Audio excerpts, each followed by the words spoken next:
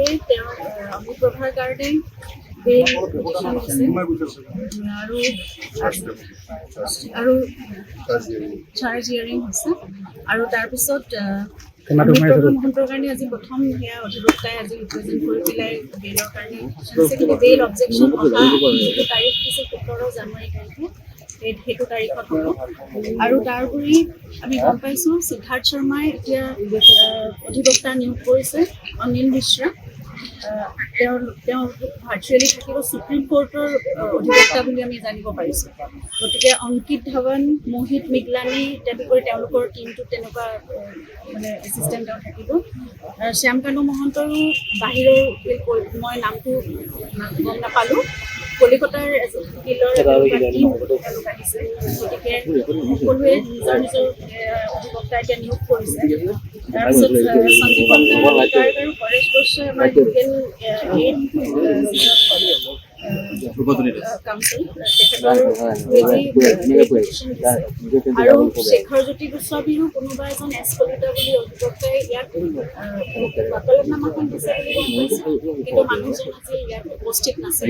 গতিকে এতিয়া আমি দেখিছোঁ যে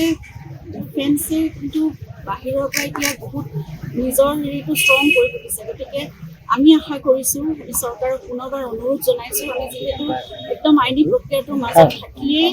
এই যুঁজখন কৰিব লাগিব গতিকে আমি চৰকাৰক পুনৰবাৰ অনুৰোধ জনাইছোঁ যিহেতু মুখ্যমন্ত্ৰী মহোদয়ে বছৰৰ প্ৰথম দিনটোতে তেওঁ ঘোষণা কৰিছিল যে এটা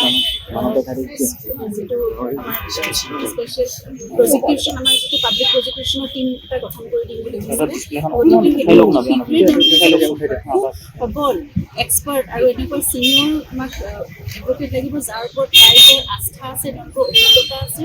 আৰু এক্সপাৰ্টিজ আছে গতিকে তেনেকুৱা এটা খুব ষ্ট্ৰং টীম লাগিব তেতিয়াহে আমাৰ আইনী যুঁজখন সবল হ'ব এই কোৰ্টত আৰু এতিয়া যিহেতু সকলোবোৰ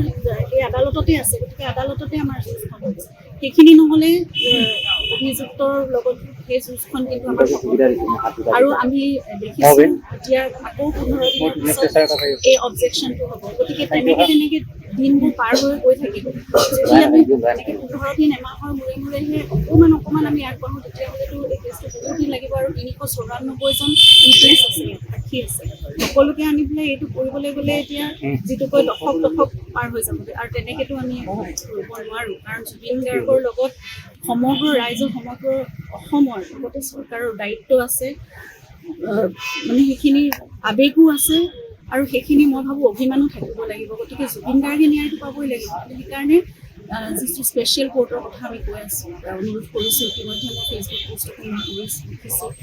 কালি মই ফেচবুকতে কৈছোঁ আজি পুনৰ চৰকাৰক আগবঢ়াইছোঁ স্পেচিয়েল কোৰ্টখনৰ যাতে ব্যৱস্থা কৰে সোনকালে আৰু য'ত মানে ডে টু ডে হিয়াৰিং হৈ থাকে আৰু সোনকালে যাতে সেইখিনি আগবাঢ়ে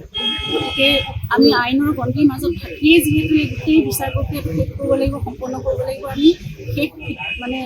ৰিজাল্টটো পাব লাগিব আৰু অভিযুক্তই উচিত কঠোৰতকৈ কঠোৰতম শাস্তি যিটো হ'ব পাৰে সেইখিনিও পাবই লাগিব গতিকে সেইখিনিলৈ আগবাঢ়িবলৈ আমি এতিয়া এই স্পেচিয়েল কোৰ্টখনৰ আমি আবেদন পুনৰবাৰ জনাইছোঁ ছাত্ৰভাৱে অনুৰোধ জনাইছোঁ এইখিনি হ'বই লাগিব আৰু যিটো একদম এক্সপাৰ্ট পাব্লিক প্ৰজিকিউশ্যন তেওঁ অতি শীঘ্ৰে যাতে গঠন কৰি দিয়া হয় আৰু তেওঁলোকে এইখিনি বিষয়ত পুংখানুপুংখভাৱে গোটেইখিনি পঢ়া শুনা কৰি সকলোবোৰ ষ্টাডি কৰি এই কেছটো আদালতত খুব সবলভাৱে তেওঁলোকে যাতে প্ৰেজেণ্ট কৰে আমি সেইখিনি আমি সম্পূৰ্ণভাৱে অকল মই বুলি নহয় অসমৰ সমগ্ৰ ৰাইজে বা আপোনালোকেও দেখিছে যে তাত নেগলিজেঞ্চ সম্পূৰ্ণ দেখা পোৱা গৈছে গতিকে সেই নেগলিজেঞ্চৰ আধাৰত তেওঁলোক আমাৰ মতে দুখী গতিকে তেওঁলোকো এই আইনৰ বা বিচাৰৰ আওতালৈ তেওঁলোক আহিবই এতিয়া হাতৰ কাৰণে ৰি ইনভেষ্টিগেশ্যন জাতীয় বা তেওঁলোকক যাতে পুনৰ অনা হয় এতিয়া এতিয়াও স্কোপ আছে এনেকুৱা নহয় যে চাৰ্জ দিলে শেষ হোৱা নাই এতিয়াও অপেন ৰাখিছে ভাড়া ইনভেষ্টিগেশ্যনৰ কাৰণে এতিয়া স্কোপ আছে সেইটো কোৰ্টে কৰিব কাৰণ কোৰ্টত যিহেতু চাৰ্জশ্বিট দিয়াৰ পিছতো আপোনালোকে নিজে কৈছে চাৰ্জশ্বিট দিয়াৰ লগে লগে সেইখিনি নহয় গতিকে চাৰ্জশ্বিটত ইয়াৰ উপৰি কেতিয়াবা এনেকুৱা হয় যে সেই যেতিয়া প্ৰক্ৰিয়াটো চলি থাকে তাত কোনোবা দোষী যদি তেওঁলোকে ভাবে তাত আকৌ যোগ কৰিব পাৰে ইনভেষ্টিগেশ্যন কৰিব পাৰে তাত যোগ কৰিব পাৰে আইনৰ গণ্ডিৰে আৰু কোনোবা কেতিয়াবা ওলাই যাব পাৰে সেইবোৰ বস্তু বেলেগ থাকে গতিকে এইটো ক্ষেত্ৰত যেতিয়া তেওঁলোকে দেখিব তেতিয়া তেওঁলোকে নিশ্চয় সেই বিচাৰৰ আপোনাৰ ফালৰ পৰা আবেদন কৰা এটা স্কোপ আছে যদি বিচাৰে এনেকুৱা ধৰণৰ ষ্টেপ ল'ব নেকি? চিনিয়ৰ পুলিচে ইনভেষ্টিগেশ্যন অলৰেডি কৰি আছে আৰু সেইটো যোগাযোগ প্ৰথমতে অসমত আজি কি অসমত SIT সন্মুখত বা কোৰ্টত প্ৰেয়াৰ দিব নেকি যে এওঁলোকক আবেদন কৰিব লাগে?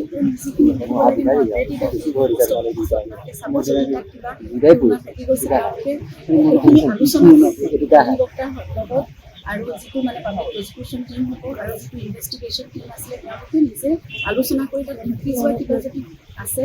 এই মানে অভিযুক্তসকলক শাস্তি দিবলৈ তেতিয়াহ'লে তেওঁলোকে সেইখিনিও বিচাৰ কৰি চাওক। এই কথাখিনি একদম খুব পুংখানুপুংখভাৱে লিখা আছে। আপুনি নিজাববীয়া অধিবক্তা নিয়োগ কৰিছে নেকি? ওচৰটোত মানে তেখেত আছে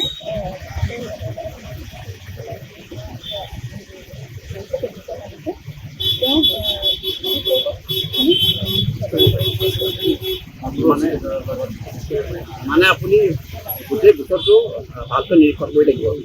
নিজৰ ফালৰ পৰা। নিশ্চয় নিৰীক্ষণ কৰি থাকিম আৰু সেইকাৰণে আজি মই আহিছোঁ আৰু ইয়াৰ পিছত আমি ঘৰৰ পৰা পৰিয়ালৰ কোনোবা নহয় কোনোবা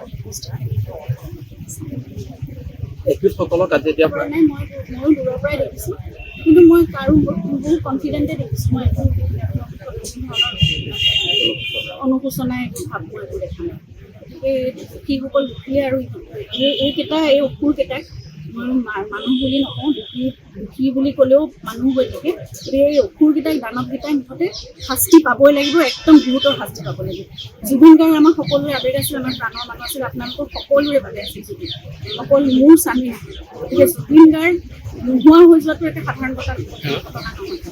এই অসুৰকেইটাই দানৱকেইটাই